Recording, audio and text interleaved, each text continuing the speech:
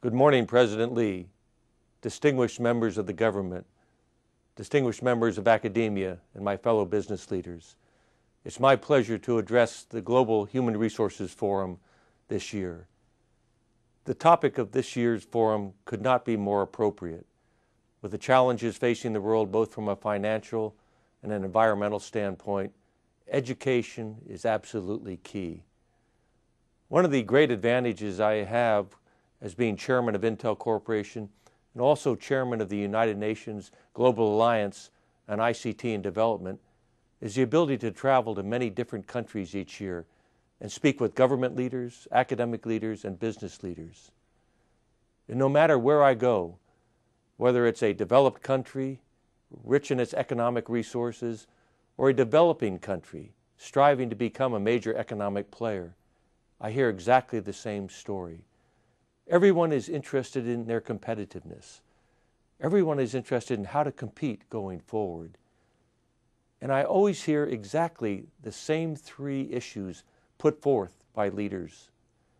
Those three issues are the need for a well-educated workforce, the need to invest in new ideas, that is, to invest in research and development to create the new ideas for products, services, and companies of the future. And then to create an environment that allows the well-educated workforce to deal with these new ideas, to create successful businesses, to grow the economy. These three variables are key to every economy, whether it's Korea, the United States, or one of the newly developing countries in sub-Saharan Africa. Independent of the amount of natural resource available to any country, the leaders always recognize that the ultimate future of the country depends on the development of its workforce. That means education, primary education, secondary education, and university education. Not only are these important factors for these business and government leaders, but you also recognize that the troubled spots of the world, spots such as the Middle East, where we've had continuing conflict for many decades, also have the absolute need for education. Only when every child on the face of the earth has hope and opportunity for the future, and hope and opportunity embodies education, an education attainment that allows the individual to reach a productive professional career, to contribute back to society.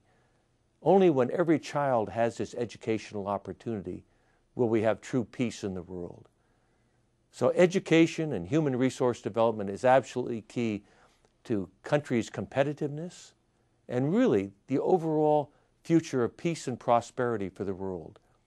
It's what will drive economic development, personal attainment, and the contribution of countries to deal with each other in a responsible fashion. Many of us have been working on the issues of education. It's not an issue that is solely the domain of the public sector. It's not just a government issue.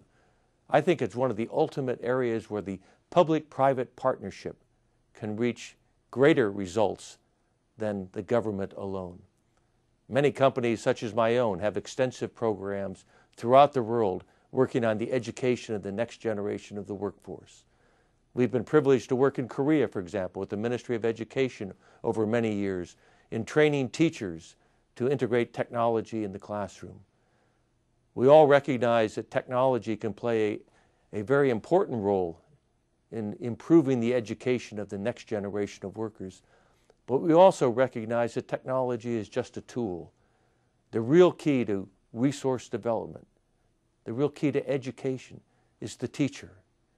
Highly qualified teachers are needed in every country across our world. And training teachers is perhaps one of the most important things we can do. As we move forward in the world, we see competition and we see opportunity. In the last decade or so, there's been a tremendous change in the world's economic structure. About 3 billion new people have entered the world's free economic system. People from Russia, China, India, the Middle East, Africa. 10 years is not a long time in economic terms. In this last 10 years, as these 3 billion new participants have come into this system, They are potential competitors for jobs, but they're also potential customers for all of our existing businesses. What we need to do is to make sure that all of these new participants have equal opportunity. They have the educational attainment which will allow them to be productive citizens. Only in this way can we create new, vibrant economies amongst the emerging nations. Only in this way can we come forward with the new ideas to create environmental sustainability in all things that we do on Earth. Only in this way can we promote free trade amongst nations, to have the nation to be one member of a much larger economy, the world's economy.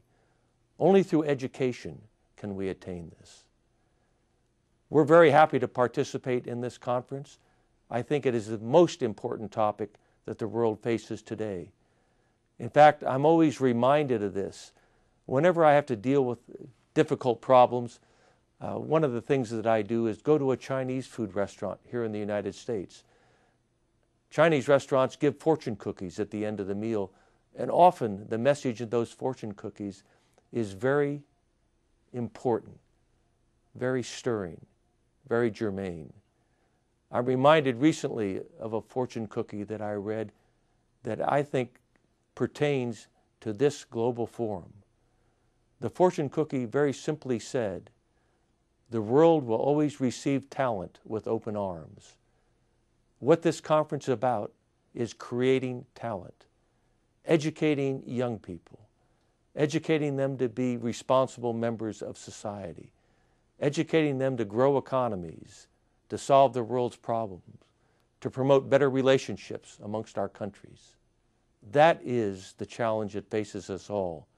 That's why I'm so happy that the founders of this conference have engaged this topic. It is key to us all. I wish you great luck in the conference. We're very happy to participate. We're looking forward to wonderful results coming from this dialogue. Thank you.